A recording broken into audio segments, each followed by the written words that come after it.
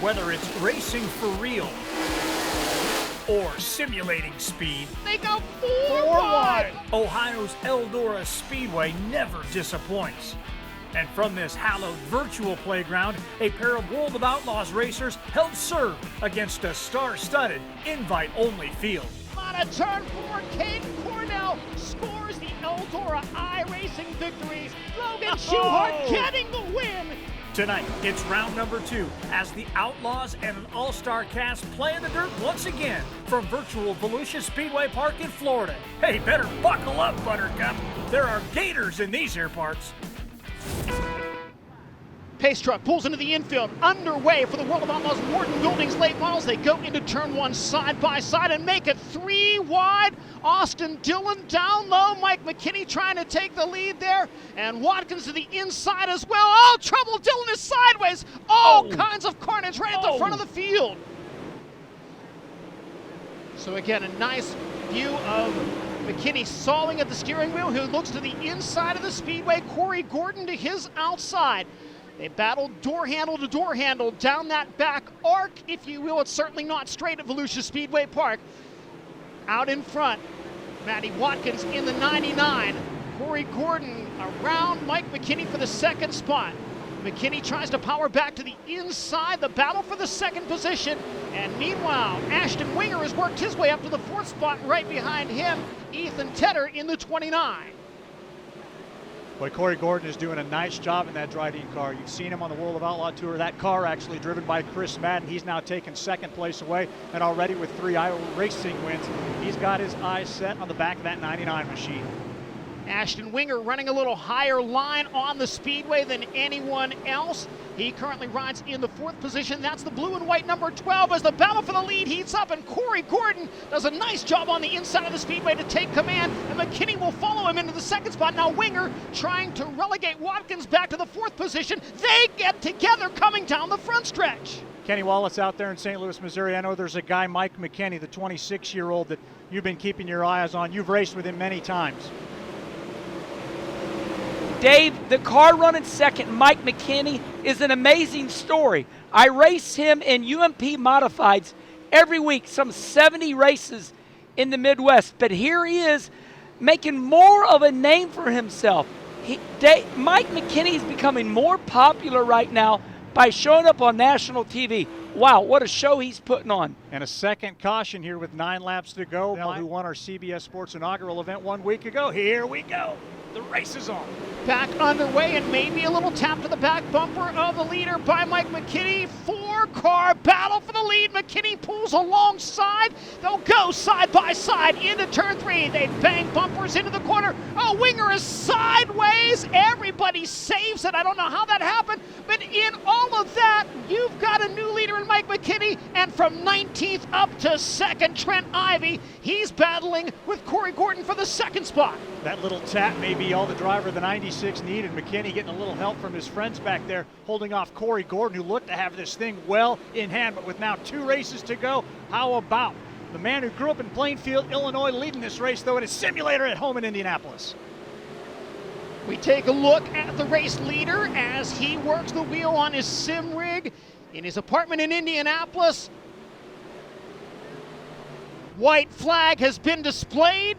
Mike McKinney, less than half a mile from a World of Outlaws Morton Buildings late model series win, dives down to the inside, protects that bottom groove in 3 and 4, and takes it to the checkered flag.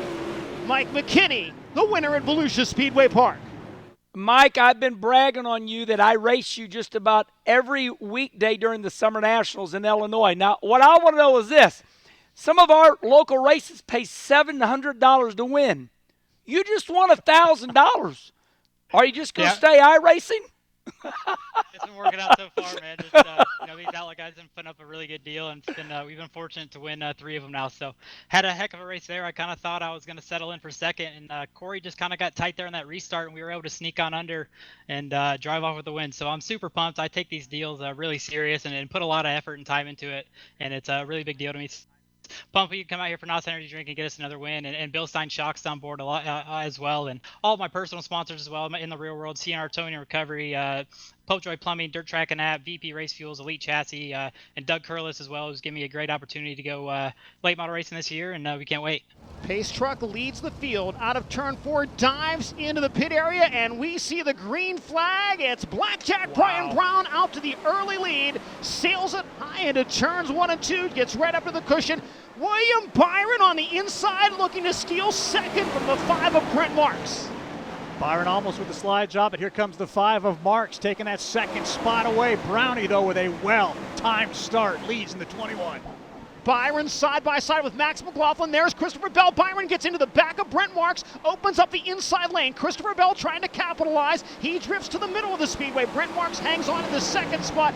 Up to contend now that white number 39, the Bulldog Kevin Swindell. Well, as Brownie brings him back to the green flag, 24 laps now, 23 to go. Pair of 21s at the front of the field. The white 21, Blackjack Brian Brown, former Knoxville Raceway champion. Christopher Bell, the black number 21, dives down to the inside. A slide job, leads momentarily. Brown right back at him to the bottom of the racetrack. Good stuff out in front. William Byron now battling with Brent Marks for the third spot. And here's Bell once again looking to take the lead. Browning doesn't look like he's going to have anything for him. Going to try that high to low move coming off of 4, and he's not going to find the momentum. Christopher Bell, the hot shoe, the new star on the scene, leads in that mobile 21. Tries to slide up in front of Brent Mark. Can't make that pass happen. Kevin Swindell now with Chase Briscoe right behind him. Briscoe, Swindell, Byron, and Brown. Oh, man, 4 wide. Oh! Chase Briscoe is making it happen on the inside of the speedway. He'll slide up in front of William Byron to take the third spot. Briscoe on the move in that red and white number 5. Battle for second, but that allows Christopher Bell to open up a 1-second advantage over the rest of the field. 3 laps to go. Byron again slides. Brent Marks for the second spot. Marks right back to the inside, but Byron has the spot as they roll into turn 1. Just less than 2 laps to go for Christopher Bell. Will anybody be able to make a run at him? Probably not. Christopher Bell leading by about 1.2 seconds. Bell powers into turns 1 and 2 for the final time. Robbie Kendall battling with Mike McKinney for the 4th spot, but it is all Christopher Bell. He's smooth through 3 and 4 and down to the checkered flag. Christopher Bell gets another win at Volusia Speedway Park. Well, let's start with an opportunity of talking to our drivers as we welcome in Juan Pablo Montoya. Juan, we've been talking so much, John Gibson, Kenny Wallace, myself. You need nothing added to your resume, yet you take this iRacing very serious, and it just wasn't your night, but you sure do love what's going on here with the World of Outlaws sprint cars. I really love driving the sprint cars. It's just one of those days that nothing goes wrong. You know, everything goes wrong, and I got wrecked. I was running pretty well. I was running like 7th or 8th, and it seemed like I had a really quick car, and they spun in front of me. I had nowhere to go, and I wrecked. I started on the back, and they wrecked next to me, and they wrecked me again.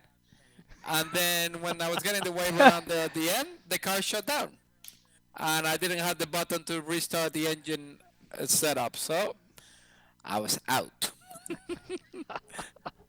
How about tonight's big win? Yeah, that was a lot of fun, man. I've really enjoyed being able to race online during this little mini off season that we've had that turned into not so many, but it's been really cool, and I'm really grateful that Dirt Vision and CBS Sports and everyone that puts on these races, World Racing Group, World of Outlaws, allows us to get on and race. It's really cool to be able to race in front of an audience all the time, and right now obviously there's no racing going on, so it's cool to be able to have iRacing on national television.